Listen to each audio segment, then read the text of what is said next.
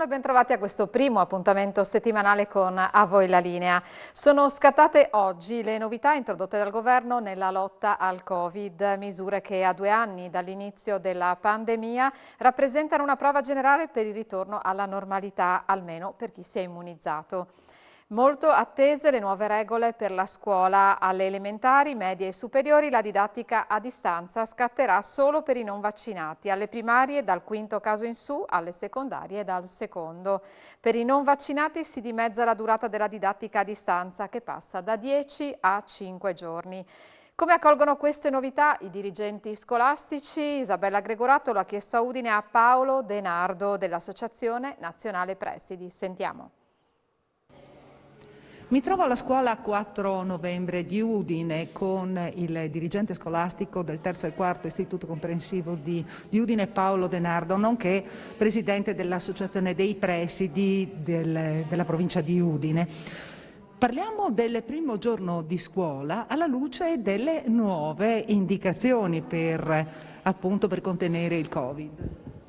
Allora, alcune classi che oggi avrebbero dovuto rimanere a casa sono invece rientrate proprio perché abbiamo provveduto ad applicare immediatamente le nuove disposizioni e quindi di fatto non ci sono più classi a casa in didattica a distanza, sono tutti a scuola e nei prossimi giorni si applicherà sempre questo tipo di provvedimento. Dubito che a questo punto ci saranno delle classi in didattica a distanza perché per andare in didattica a distanza servirà un numero di positivi per classe molto alto, pari a 5.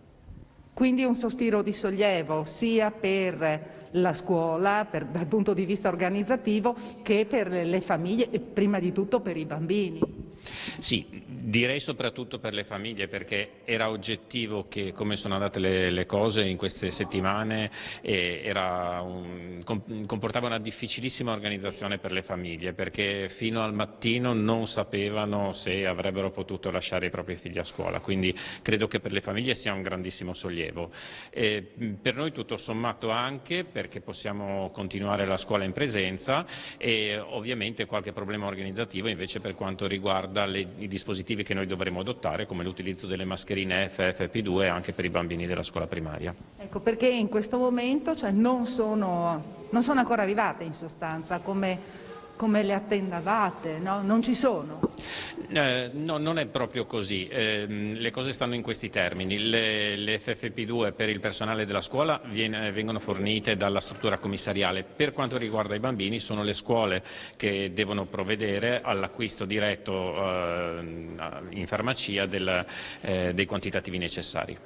E quindi per voi è abbastanza, laborioso anche questo aspetto, perché non tutte le farmacie ve le possono distribuire. Sì, esatto, soltanto le farmacie che hanno aderito al protocollo possono fornirci le FFP2 a prezzo calmierato e naturalmente le procedure burocratiche non sono mai troppo semplici nel nostro paese, anche in questo caso è un pochino farraginoso, ma come sempre ce la faremo. Quindi prospettive per i prossimi giorni se rimane tutto così, se continua in questo modo? Prevedo appunto che non ci saranno più classi in didattica a distanza e che continueremo la presenza con tutti i bambini che non siano ovviamente positivi. Sospiro? Sollievo? Sì, c'è un sospiro di sollievo perché è stato veramente un mese molto molto difficile quello dopo il rientro dalle vacanze di Natale. Adesso auspichiamo che le nuove normative, il sole, la primavera portino un calo dei contagi, per cui forse stiamo veramente vedendo la fine di questo incubo.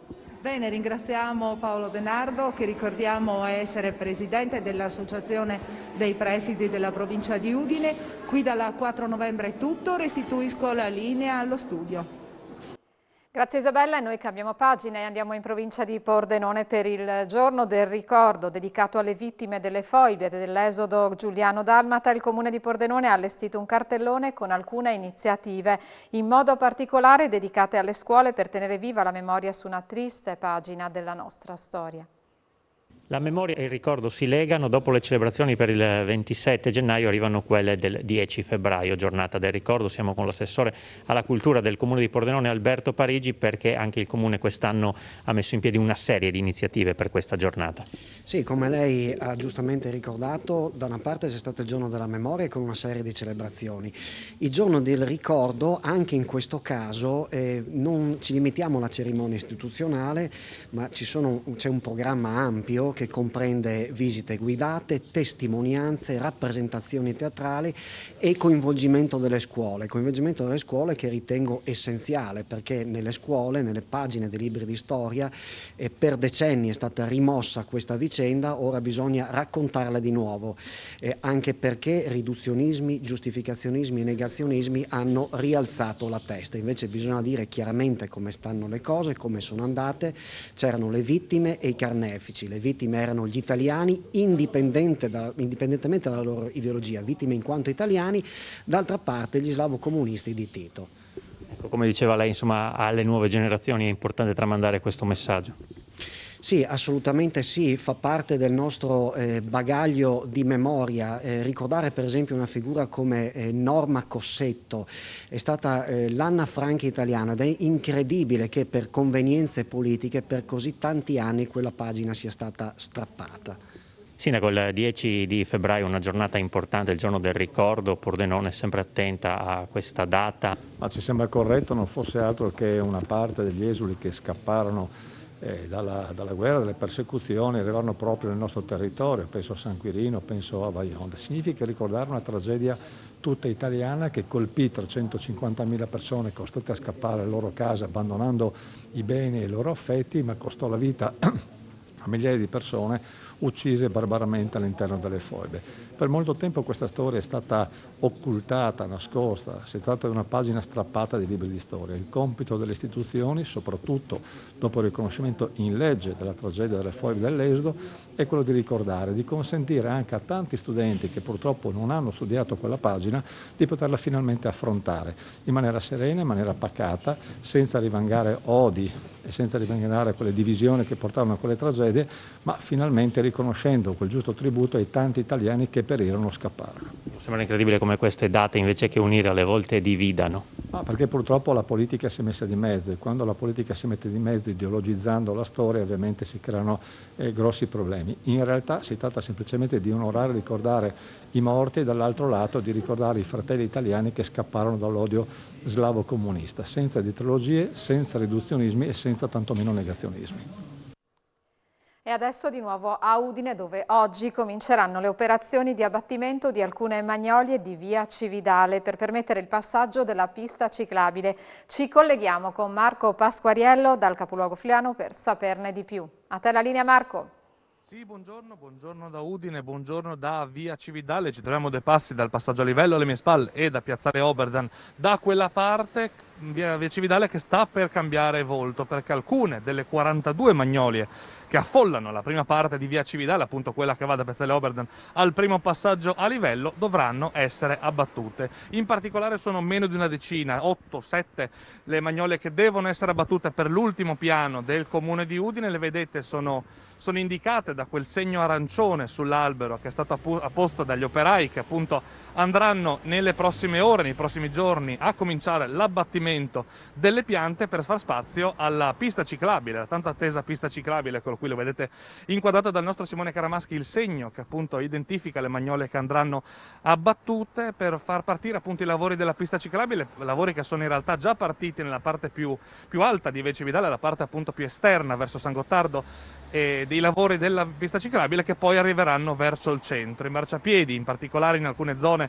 di via Cividale, sono in pessime condizioni anche per la posizione delle radici di questi alberi. All'inizio il piano prevedeva un abbattimento maggiore, sempre più alberi abbattuti. In realtà l'ultimo piano varato dal Comune di Udine e dalla Giunta Fontanini prevede appunto un abbattimento contenuto. Sono 7 gli alberi che andranno tolti, praticamente tutti nella parte più vicina al passaggio a livello, in corrispondenza dei passaggi pedonali, in corrispondenza dei tratti più stretti della strada, appunto per permettere prima il cantiere, poi un più agevole passaggio delle biciclette. Da via Cividale per il momento è tutto, a voi studio. Grazie Marco, e adesso noi ci fermiamo per una piccola pausa pubblicitaria. Ci ritroviamo subito dopo.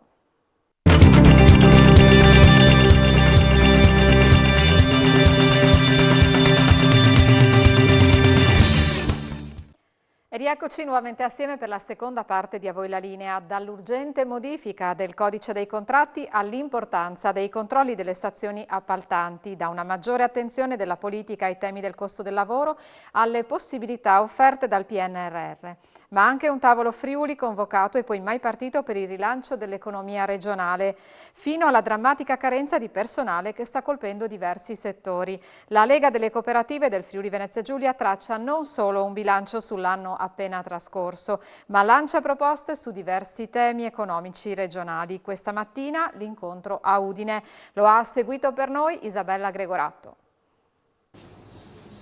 Tempo di bilanci per Lega Coop del Friuli Venezia Giulia, con noi il presidente Livio Nannino. Ci sono dei settori che hanno tenuto in questo periodo e altri invece che stanno soffrendo praticamente della crisi creata dalla pandemia. Ma il Covid nel 2021 ci ha abituato a continui cambi di spartito. Un anno fa a quest'ora eravamo preoccupati per la mancanza dei vaccini e per la campagna vaccinale che andava a rilento. Poco dopo ci siamo trovati di fronte ai blocchi dei porti perché non si volevano vaccinare. Però siamo arrivati al 90% di vaccinazione, di fatto non si è chiuso nulla. L'economia è andata certamente al di là delle aspettative, la crescita.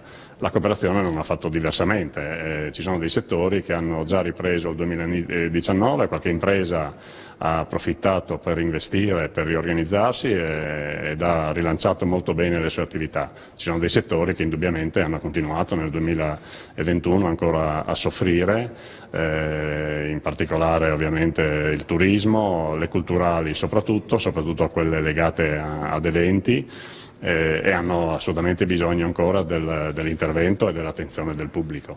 Il 2022 si apre con prospettive molto diverse, con auspici di ancora ottima crescita e difficoltà che invece sono minacce che provengono dalla mancanza delle materie prime, dalla mancanza di personale per le occupazioni che sono richieste. Tra l'altro si parla di un aumento sia delle materie prime che del costo appunto del lavoro stesso. Ma sulle materie prime e sulle forniture non si è ancora espresso, secondo me, tutte le difficoltà che ci saranno. Il pane è già aumentato, gli agricoltori si lamentano per i mangimi che incrementano e il latte sarà il prossimo che vedrà accrescere il conto della spesa dei cittadini. La grande distribuzione fa fatica a rinnovare dei contratti con i fornitori non ai valori precedenti, ma con crescite a doppie cifre. Il rischio è molto elevato se non ci sarà un intervento di riorganizzazione probabilmente di tutto il sistema. Non possiamo essere così dipendenti evidentemente da quello che proviene dall'estero. Abbiamo scoperto già in passato che le mascherine fatte in casa alla fine, se si organizza, costano meno di quelle che arrivano dalla Cina. Probabilmente anche su altre cose bisognerà perlomeno mettere in equilibrio la nostra economia. E quindi Lega Coop punta soprattutto sulla filiera locale in ogni settore. Le filiere locali sono quella soluzione che consentono ai nostri costi del lavoro ad essere competitivi anche con chi ha una competitività basata solamente sul costo del lavoro. L'organizzazione, la tecnologia, la cultura del lavoro che abbiamo noi è un patrimonio che dobbiamo saper sfruttare. Quindi previsioni per tutto il 2022. Lei che idea si è fatto, che cosa pensa e anche quali sono le proposte di Lega Coop? Dobbiamo sforzarci di essere ottimisti. Le proposte di Lega Coop è, a fronte di tutta la disponibilità di denaro e di investimenti che ci viene soprattutto con l'aiuto dell'Europa, è necessario che l'amministratore pubblico dialoghi con i territori, con le organizzazioni del territorio e non corra il rischio di essere autosufficiente. Abbiamo visto tante iniziative lodevoli, tra queste il 110% è una dimostrazione di come un obiettivo assolutamente lodevole di ristrutturare il nostro patrimonio edilizio sta creando più problemi di quante opportunità sta portando. Il dialogo con chi lavora quotidianamente sul territorio è indispensabile per non prendere cantonate di questo tipo. Bene, ringraziamo il presidente di Lega Coop del Friuli Venezia Giulia, Livio Nannino, qui dalla sede di Udine di Lega Coop di via Cernazai. È tutto, linea allo studio. Grazie a voi, buona giornata.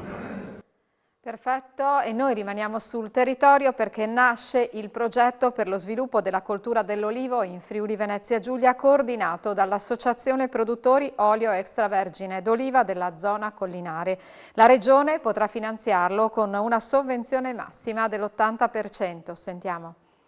L'Associazione Produttori Olio Extravergine d'Oliva della zona collinare del Friuli Venezia Giulia sta coordinando un progetto per ripristinare e sviluppare la coltura dell'olivo in regione, beneficiari piccole e medie imprese, comunità produttiva economica situata sul territorio regionale, per la piantumazione di nuovi oliveti e l'integrazione degli esistenti e lo sviluppo della filiera di trasformazione delle olive per un prodotto di qualità. Per acquistare anche dei macchinari ci sono dei finanziamenti non di poco conto. Già abbiamo 10 aziende sono interessate che hanno dato la disponibilità, ma ci servono ancora altrettante, diciamo così, per accedere a queste possibilità che la Regione ci ha messo a disposizione.